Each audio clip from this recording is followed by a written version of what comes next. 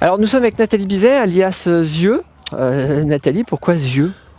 Yeux parce que je suis déficiente visuelle et que d'un délire, un jour on m'a commencé à m'appeler Neneuil et que de Neneuil ça a basculé sur Yeux puis Yeux et aujourd'hui c'est mon surnom connu de tous et parfois même connu de gens qui ne connaissent pas mon prénom. Oui, c'est ça, même dans le milieu valide. Hein, Tout à fait. Et est-ce qu'il faut dire pourquoi Zieux et pourquoi Neneuil ou pourquoi? Parce qu'une déficience visuelle en fait. C'est ça. Hein. Ouais. Donc ce qui prouve qu'on peut être en situation de handicap, avoir de l'humour. Ah bah, il faut, c'est important. Il faut, c'est important. Oh, ouais. Ouais. Ouais. Ça aide à communiquer aussi. Bah, faut pas s'apitoyer sur son sort, ça n'a jamais réglé les problèmes. Ouais. Donc à partir du moment où on est en situation d'insertion, il vaut mieux le faire du mieux possible, et y compris avec l'humour. Ouais. Alors première sélection d'équipe de France pour Nathalie, c'est 91. C'est ça. Ça date maintenant. Ouais. Et depuis pas mal de titres, hein, 15 titres de championne de France, donc encore un cette année. 21. 21, mais j'ai même 15 sur ma fiche. 21. 21 titres, d'accord. Et qu'est-ce qu'on peut souhaiter à Nathalie aujourd'hui? C'est quoi? C'est une médaille d'or? Non, la médaille d'or, elle est inaccessible. D'accord, Le top 5 serait très très très bien d'accord. en individuel. Puisque moi j'ai affaire dans mon grade à des gens qui sont en situation de handicap très léger et donc qui pour la plupart tournent en circuit valide comme moi je le fais en France, D'accord. mais pour certains à beaucoup plus haut niveau que moi. Ouais. Donc clairement le top 5 serait extraordinaire. C'est pas infaisable, Ouais. mais le podium non. Mais par contre aujourd'hui ce que je voudrais c'est réussir à attirer l'œil des sélectionneurs pour faire partie de l'équipe pour aller à Londres, Ouais. sachant que Londres serait mes 5e jeux et ça serait quand même bien, quoi. Vous avez 45 ans, on peut. Ouais. Hein, bon, Ouais, ça se fait non, pas de mais dire l'âge mais de. j'assume. Vous j'ai assumez, 45 ans, Voilà. pas de problème. Jusqu'à quel âge on peut être au haut niveau comme ça? Après, physiquement, à partir du moment où physiquement on va bien, on peut être à haut niveau relativement longtemps. Hein. Chez les cavaliers valides, vous avez des cavaliers de saut d'obstacle qui ont entre 60 et 70 ans, qui continuent à monter à très très haut niveau et qui tournent très bien. Mais après, c'est d'abord une question physique, mais après c'est une question de chevaux, quoi. Oui. Si on n'a pas le cheval qui va bien pour faire ces épreuves-là, qu'on ait 65 ans ou qu'on en ait 25, on est réduit à la même situation, quoi. Ouais. Toujours ce fameux binôme hein, avec le cheval. Ah oui. Si on n'a pas le cheval pour le faire, c'est plus une question d'âge. Hein. Et vous, donc c'est Rubica 3, hein, votre cheval? J'ai une jument qui s'appelle Rubica, oui. Hein, c'est ça. Ça fait combien de temps que vous faites équipe? Ça fait 2 ans que j'ai cette jument-là. D'accord. Et c'est avec cette jument-là que vous aimeriez aller à Londres Si je dois aller à Londres, ça sera certainement avec cette jument-là. Moi, quand je suis en concours avec les valides, je suis en concours comme les valides. Ouais. Enfin, il y a pas de...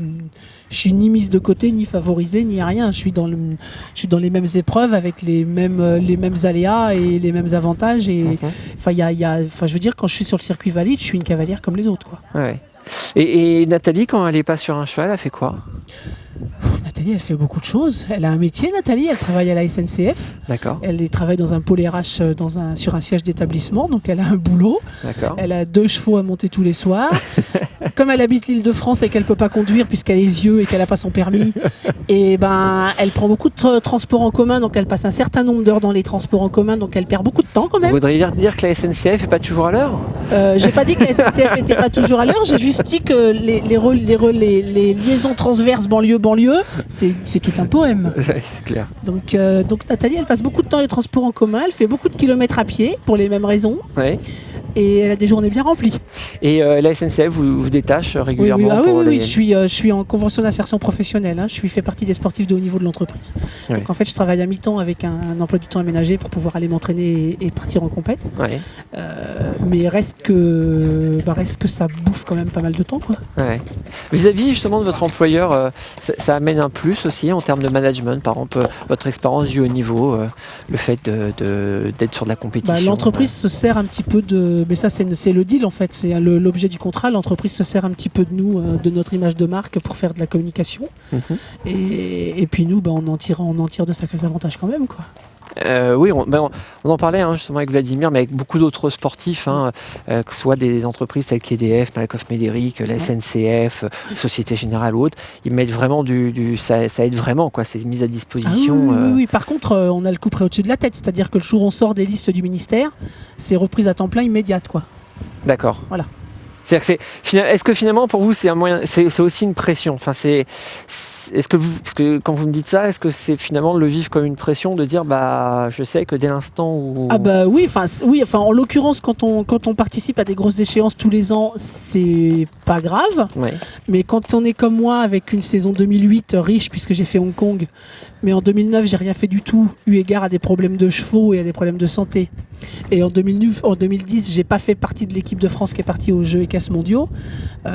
Il était clair que si cette année je participais à aucune grosse échéance, je sortais des listes quoi. C'est mathématique. Mais là le problème c'est que sortir des listes après ça Ah bah c'est temps plein. Voilà, Immédiat. et là c'est difficile de revenir au haut niveau après. Parce que c'est-à-dire qu'il faut réussir pendant un an à essayer de faire les deux pour éventuellement essayer d'y revenir l'année d'après si les résultats reviennent.